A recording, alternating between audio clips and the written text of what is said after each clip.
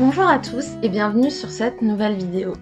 Aujourd'hui, on va faire le bilan du mois de juillet.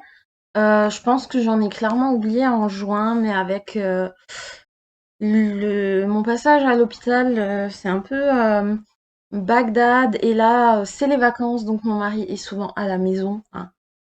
Enfin, bon, on est toujours à la maison vu qu'on est en télétravail.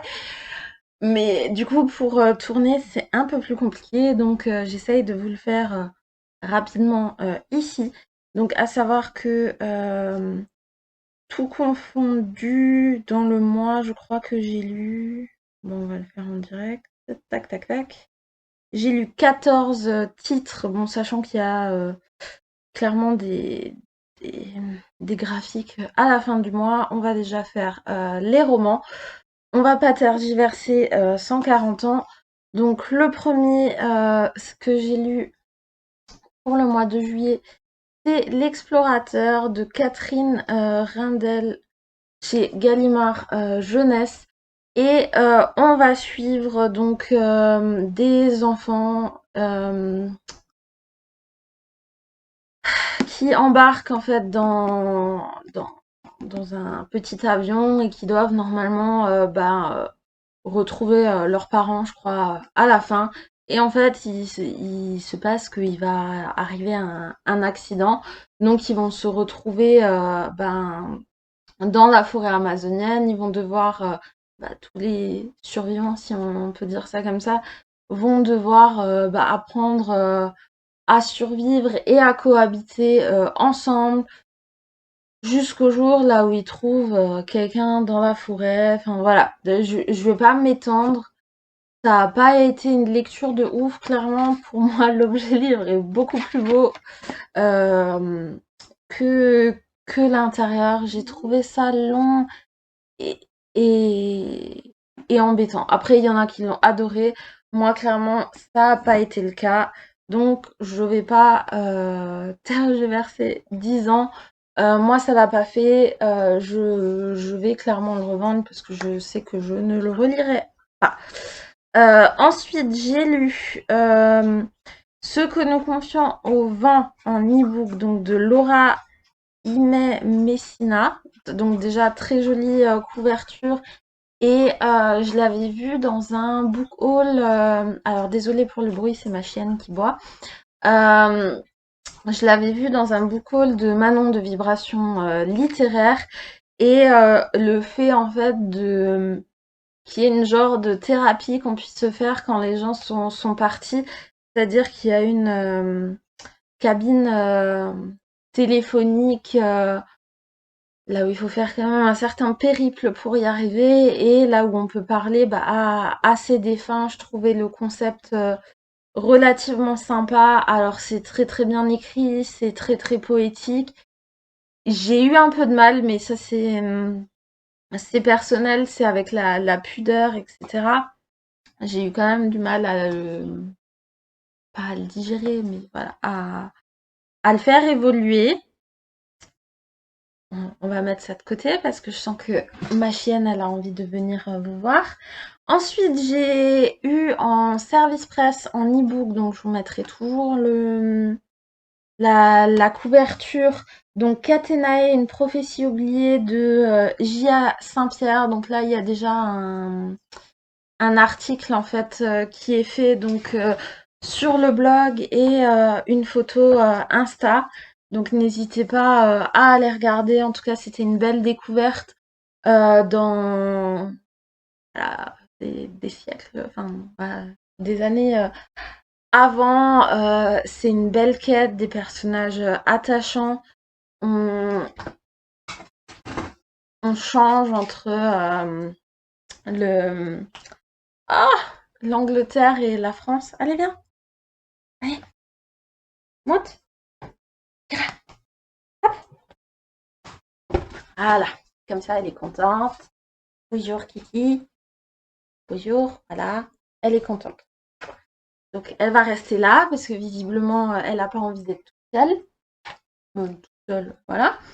Donc, c'était une très bonne lecture, une excellente lecture, donc qui était aussi un service presse et aussi en e-book. C'était Le Seuil, le tome 1, La Voix des eaux de J.L. Siver. Donc là où on découvre un jeune homme et en fait il y a un peu la magie des quatre éléments, voilà. Et on va aller dans une oui, dans une école militaire en fait pour apprendre à gérer son pouvoir.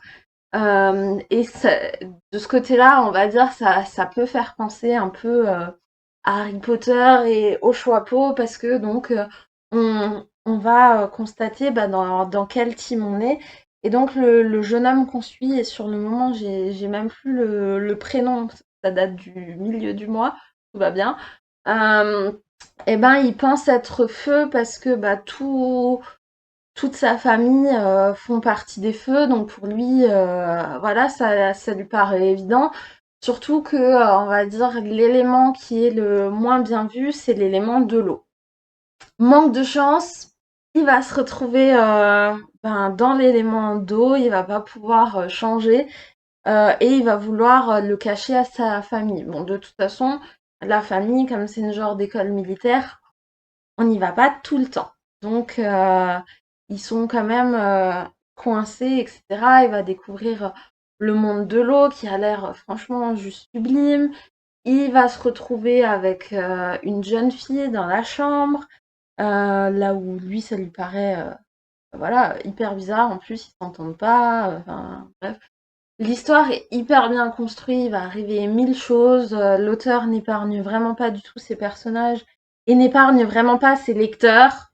Voilà, aussi. Mais c'était vraiment une belle lecture. Voilà. Ensuite, j'ai lu, et ça, c'est à peu près la grosse déception, c'est Loki, les racines du mal, donc de Mackenzie Lee. J'avais déjà lu un Mackenzie Lee avec l'histoire de Mulan et je le trouvais pas mal. Mais franchement, je m'attendais, pouvons-nous changer notre destin? Je me suis dit, ah, bah, il y avoir un truc de ouf et tout. Et non. Non, c'est l'histoire des films et pire encore. Voilà, j'ai pas compris. Ensuite, tu m'aides pas, hein, Kira, pour tenir les livres, regarde. Hop, voilà. Tu vois, tu fais un tien livre. Voilà.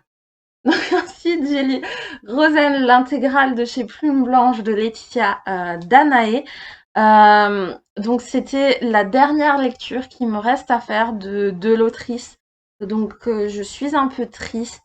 J'ai vraiment beaucoup aimé bah, l'histoire en général, l'histoire de Rosen, la Révolution, enfin tout ce qui s'y passe, etc.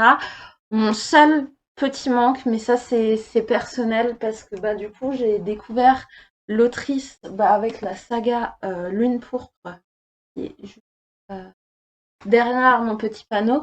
Et ce que j'avais beaucoup aimé, c'est que pour moi c'était un récit relativement visuel, là où on arrivait à imaginer. Et là, en fait, pour moi, la seule chose qui me manque dans ce livre, c'est plus de descriptions. Voilà, j'ai du mal à trouver les descriptions, j'ai eu du mal à me projeter, mais sinon l'histoire en elle-même est très très belle. Ensuite, j'ai lu, mais Kira, tu m'aides pas, hein. Enfin, j'ai relu, parce que là, du coup, youpla, c'était une relecture toujours chez Plume Blanche. Donc, c'est Les aînés, les cycles corrompus de Serena Howell. Et là où, pour vous faire quand même le pitch, donc on va découvrir un univers de dragons. Et en fait, ce sont des aînés et ils ont des cycles de vie. À chaque fois, ils sont associés à un maître dragon, voilà. Et donc, bah, quand le maître meurt, bah, le dragon meurt avec, et donc il revient à la tour sous forme d'œuf. Et quand il est sous forme d'œuf, bah, il cherche à se réassocier donc à un nouveau maître pour faire des nouvelles aventures. Donc il y a un peu de tout. Donc pour pas dire de bêtises, je prends mon truc. Il y a 8 dragons. Donc il y a la vie, étoile, soleil, nature, terre, eau, feu et mort. Et nous, dans cette histoire, on va suivre le dragon noir, donc qui est Azeroth, qui est le dragon de la mort. Et on va le suivre vraiment dans des aventures. Et que vous dire à part que bah, moi je suis tombée sous le charme du 1, je suis à la lecture du 2. Et si vraiment vous aimez les histoires de dragons, des choses bien écrites avec un peu de description et pas trop de drama, mais quand même pas mal de choses qui se passent et pas d'histoire cul-plan-plan, ben ce livre est clairement fait pour vous. Ensuite, en e-book, j'ai lu Deux griffes d'encre de Lucille Chaponnet en auto-édition. Donc, j'ai déjà lu d'autres choses. Ah, bah, ils sont juste derrière moi.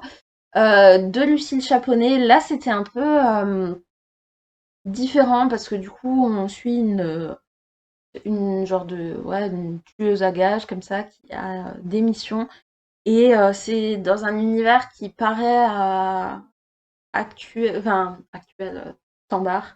Mais là, il y a plein de créatures monstrueuses qui vous attaquent. Ouah. Ça va? Oui. Et du coup, j'ai beaucoup aimé. Ce qui est sympa aussi, c'est l'humour. Enfin, l'héroïne, elle est quand même hyper badass. C'est assez original. Et donc là, on a fini les romans. Il y en a quand même eu pas mal.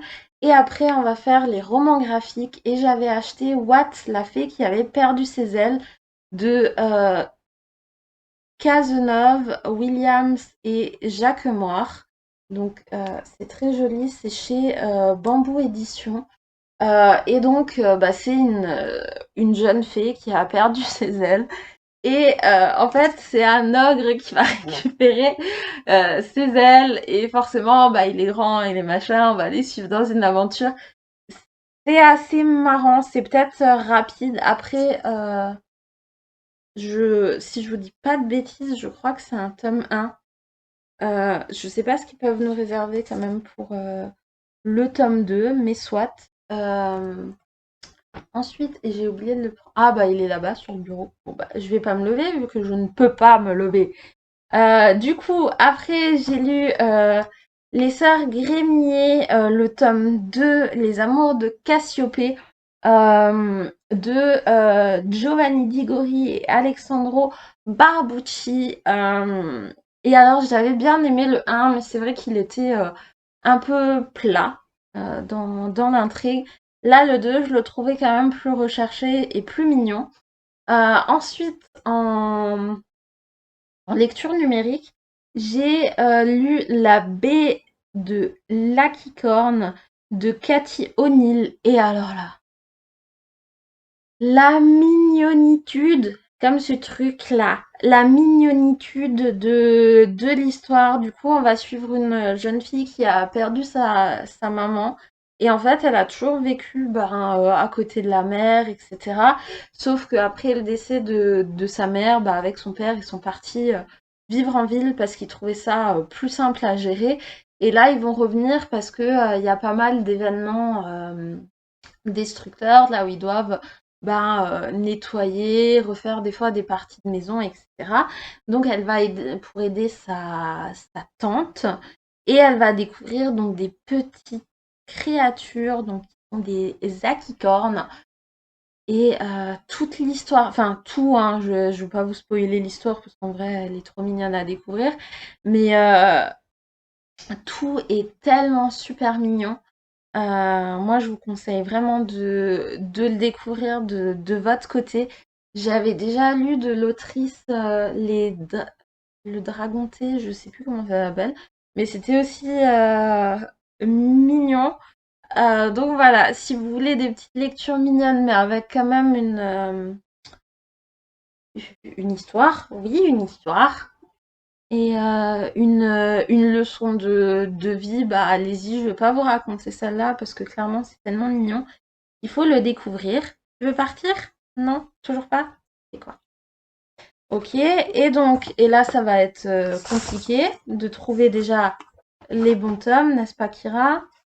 Et après j'ai lu Donc le tome 1 des Artilleuses de Pével et William, le vol de Figuière, donc avec les 3 héroïnes là qui sont dans les bulles. Bah écoutez, c'était une super découverte. C'est chez Drago et bah, j'ai tout adoré clairement. Euh, donc dans le Paris des Merveilles, donc normalement on va dire que comme j'ai acheté le Paris des Merveilles le mois, du coup on est en août, donc c'est au mois de juin, je pense que je vais les revoir et j'ai enchaîné directement avec le tome 2, donc qui est celui-ci, le portrait de l'antiquaire. Et c'était encore mieux. Et du coup, le tome 3, ça sera le secret de l'elfe et il sortira fin 2021. Et je n'hésiterai pas à aller m'empresser l'acheter. Donc voilà, ça c'était bah, toute mon update lecture du mois de juillet. Comme ça, il est fait, n'est-ce pas, Kira? Oui, tu t'en fous? Ok. Donc, on va vous dire à bientôt. Faites de belles lectures. Et gros poutou Kira. Allez, tchuss tchuss.